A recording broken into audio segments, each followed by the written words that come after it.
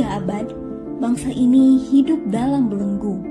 Bukan hanya belenggu fisik, tetapi juga belenggu pikiran. Perlawanan terhadap kolonialisme berkecamuk di berbagai daerah. Tapi perjuangan lewat fisik itu seringkali mengalami kegagalan. Di awal abad ke-20, sesuatu mulai bergerak, bukan dari medan perang, bukan dari angkatan bersenjata, melainkan dari sebuah ruangan kecil di Batavia, tempat sekelompok pemuda terpelajar berkumpul dan menanyakan apa arti merdeka.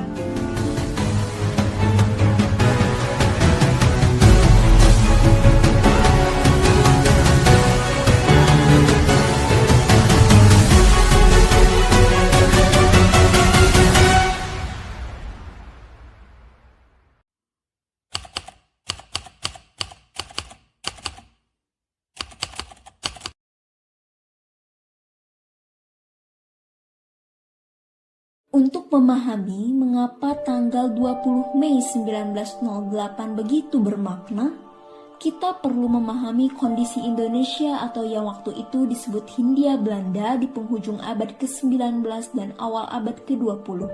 Bangsa Eropa telah silih berganti menjajah Nusantara sejak abad ke-16.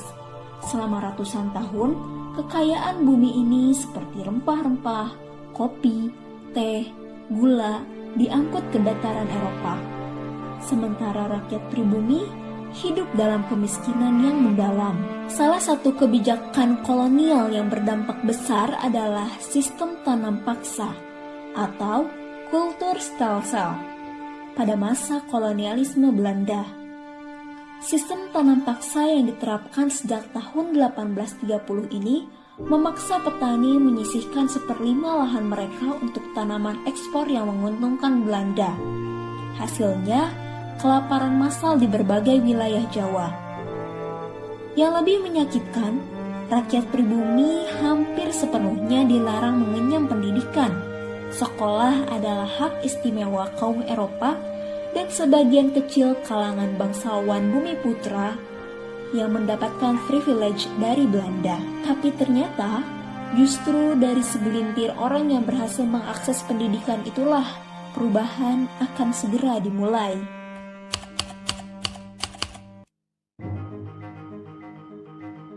Memasuki tahun 1900-an, terjadi pergeseran kebijakan di Belanda. Seorang politisi bernama Konrad van Deventer mengkritik keras cara pemerintah Belanda memperlakukan rakyat jajahannya. Ia menyebut bahwa Belanda memiliki hutang yang terlalu banyak kepada rakyat Hindia Belanda. Kritik ini mendorong lahirnya apa yang disebut dengan politik etis pada tahun 1901. Sebuah kebijakan yang membuka akses pendidikan bagi rakyat Bumi Putra meski sangat terbatas. Salah satu hasilnya adalah Stovia atau Sekolah Dokter Jawa yang didirikan di Batavia. Disinilah kisah kebangkitan nasional kita benar-benar dimulai. Karena di sekolah inilah, seorang pemuda dari Surabaya bernama Sutomo bersama kawan-kawannya mulai bermimpi tentang Indonesia yang berbeda.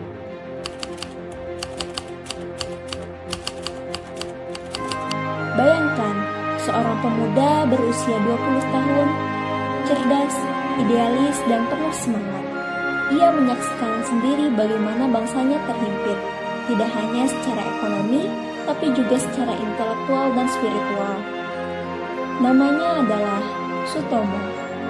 Lahir di Jawa Timur pada tahun 1888. Dan di bangku sekolah Dr. Stovia, ia bertemu dengan orang-orang yang punya kegelisahan yang sama. Mereka berdiskusi panjang tentang nasib rakyat, pendidikan, dan tentang kemunduran bangsa. Dari diskusi-diskusi itulah sebuah gagasan lahir. Maka, pada 20 Mei 1908, di ruang anatomi Stovia, Sutomo bersama kawan-kawannya mendirikan sebuah organisasi yang mereka beri nama Budi Utomo. Dalam bahasa Sanskerta dan Jawa kuno, Budi berarti budi atau pikiran yang luhur, sementara Utomo berarti utama atau terbaik.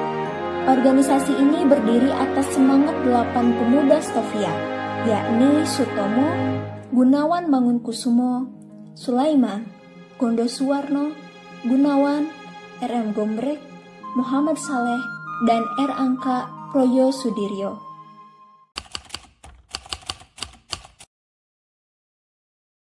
Budi Utomo bukan organisasi politik dalam pengertian modern.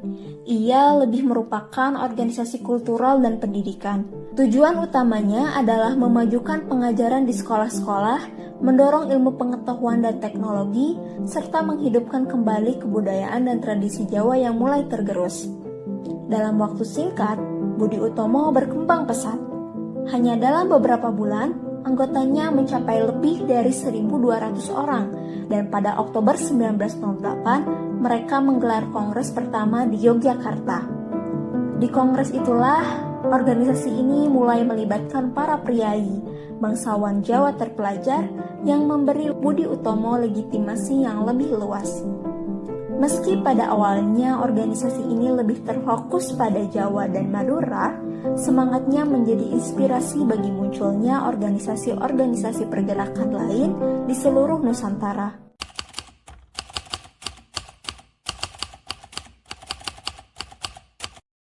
Budi Utomo mungkin bukan organisasi pertama milik rakyat pribumi Hindia Belanda, tapi ia adalah yang pertama berskala nasional, terorganisir secara modern, dan berorientasi pada kemajuan kolektif bangsa.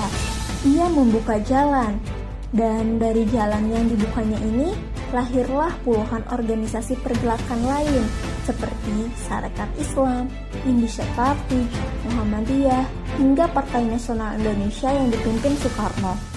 Selama 37 tahun, dari tahun 1908 hingga 1945, generasi demi generasi meneruskan semangat itu. Sampai akhirnya pada 17 Agustus 1945, kemerdekaan yang diimpikan benar-benar terwujud. Dan itulah mengapa tanggal 20 Mei ditetapkan sebagai Hari Kebangkitan Nasional. Bukan karena Budi Utomo langsung memerdekakan Indonesia, tapi karena di hari itu, untuk pertama kalinya, pemuda dari bangsa ini mulai bangkit dengan kesadaran sendiri. Lebih dari 1 abad telah berlalu sejak 8 pemuda itu berkumpul di ruang kecil Stovia. Sutomo dan kawan-kawannya tidak punya media sosial, tidak punya koneksi internet, tidak punya dana besar. Yang mereka punya hanya satu hal, yakni keyakinan bahwa pendidikan dan persatuan bisa mengubah nasib bangsa. Hari ini, kita mewarisi semua yang mereka perjuangkan. Kebebasan berpendapat, akses pendidikan, hak untuk bermimpi dan berkarya. Pertanyaannya sekarang bukan lagi bagaimana kita bangkit dari penjajahan, melainkan sudahkah kita benar-benar memanfaatkan kemerdekaan yang mereka rebut untuk kita? Hari ini, di Hari Kebangkitan Nasional, mari kita tanya diri sendiri. Apa bentuk kebangkitan kita? Apakah itu belajar lebih sungguh-sungguh, membangun usaha yang jujur, membantu sesama, atau sekadar tidak menyebarkan kebencian di dunia maya? Semua itu adalah bentuk kebangkitan. Semuanya bermakna, dan semuanya meneruskan mimpi yang dimulai oleh 8 pemuda di Stovia pada pagi hari tanggal 20 Mei 1908. Kalau video ini menambah wawasan baru, jangan lupa like dan bagikan ke teman-temanmu ya, agar semangat kebangkitan ini terus menyebar. Di video berikutnya, kita akan membahas 5 tokoh kebangkitan nasional yang jarang disebut di buku sejarah. Siap-siap kaget karena ada nama-nama yang mungkin belum pernah kamu dengar. Subscribe dan aktifkan notifikasi agar tidak ketinggalan. Sampai jumpa!